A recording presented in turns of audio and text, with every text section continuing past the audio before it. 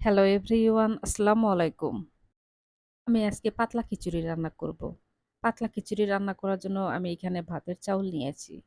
চাউলের মধ্যে এখন আমি দিয়ে দিব মুসুরের ডাল, আর দিয়ে দিব খেসারির ডাল, আর দিয়ে দিব মাসের ডাউল। মাসের ডাল আমি আস্তই দিয়েছি। এখন আমি দিয়ে দিব মুগের ডাল। মুগের ডাল আমি হালকা করে ভেজে নিয়েছি। মুগের ডাল অবশ্যই কিন্তু ভেজে দিতে হবে খিচুড়ির মধ্যে, না হলে কিন্তু খিচুড়ির মধ্যে কাঁচা, কাঁচা মুগের ডালের গন্ধ আসবে। আমি ডালের পরিমাণটা একটু বেশি করে দিলাম। এই খিচুড়ি আমি একদম পাতলা করে রান্না করব না। এই খিচুড়িটা পাতলা কিন্তু ঘন টাইপের হবে। চাউল আর ডাউল আমি হাত দিয়ে কষলে ধুয়ে নিয়েছি।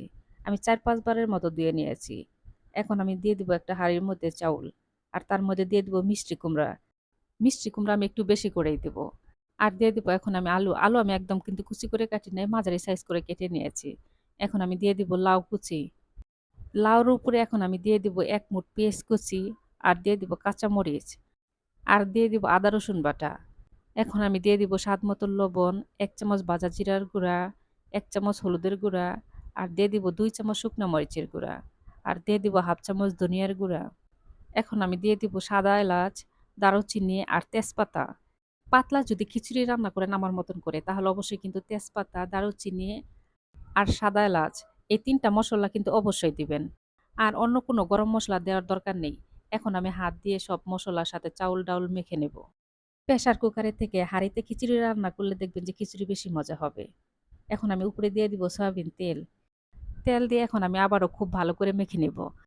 চাউল কিন্তু মসলার সাথে খুব ভালো করে মেখে নিতে হবে। নিচে হলেও ৪-৫ মিনিট মেখে নিতে হবে। খিচুড়ির মেইন হয়েছে সব মসলা ঠিকমতো দিয়ে চাউলগুলা খুব ভালো করে মেখে নিতে হবে। সবজি, চাউল, মসলা যত ভালো করে মাখানো হবে খিচুড়ির স্বাদটা কিন্তু দ্বিগুণ হবে। পাতলা খিচুড়ি রান্না করব, তার জন্য পানির পরিমাণটা আমি অনেক বাড়িয়ে দিয়েছি। এখন আমি ঢাকনাটা ঢেকে খিচুড়ি রান্না করে নেব।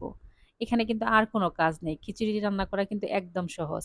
কিন্তু আমি যেভাবে খিচুড়ি রান্না করতেছি ঠিক এইভাবে একদিন খিচুড়ি রান্না করবেন, তাহলে বুঝতে পারবেন খিচুড়ির স্বাদ কেমন। ইফতারে কিন্তু পাতলা খিচুড়ি কিন্তু ভীষণ ভালো লাগে। আর বাহিরে বৃষ্টি হচ্ছে, বৃষ্টি হলে তো আমার খিচুড়ি ছাড়া মাথায় আর কিছুই আসে না। তো তার জন্য আজকে আমি খিচুড়ি রান্না করলাম। আমার ছেলে একদম পাতলা খিচুড়ি খেতে চায় না। তো এরকম আঠালো টাইপের খিচুড়ি বেশি পছন্দ করে। তো তার জন্য এরকম করে আমি রান্না করলাম। আর আপনারা যদি একদম পাতলা করে রান্না করেন, সেক্ষেত্রে পানির পরিমাণটা একটু বেশি করে দিবেন। আর পাতলা খিচুড়ি রান্না করলে কিন্তু চাউলের পরিমাণটাও কমিয়ে দিতে হবে। খিচুড়ি রান্না হয়ে গেছে, এখন আমি ফোড়ন দিব। ফোড়ন দেওয়ার জন্য প্যানের মধ্যে আমি সয়াবিন তেল দিয়ে দিয়েছি। তেলের মধ্যে আমি পেঁয়াজ আর রসুন কুচি ভেজে নেব। ভেজে বাদামি কালার করে নিয়ে এখন আমি খিচুড়ির উপর দিয়ে দিব। অবশ্যই কিন্তু বেরেস্তার মতো করে ভেজে নিতে হবে। আমি এইভাবে খিচুড়ি রান্না করেছি। আমার হাতের এই খিচুড়িগুলা যে খেয়েছে, সে আলহামদুলিল্লাহ খুব প্রশংসা করেছে। আমার হাসব্যান্ড আমার হাতের পাতলা খিচুড়ি সবথেকে বেশি পছন্দ করেন। তার জন্য আমার মাঝে, মাঝে এইভাবে খিচুড়ি রান্না করা হয়।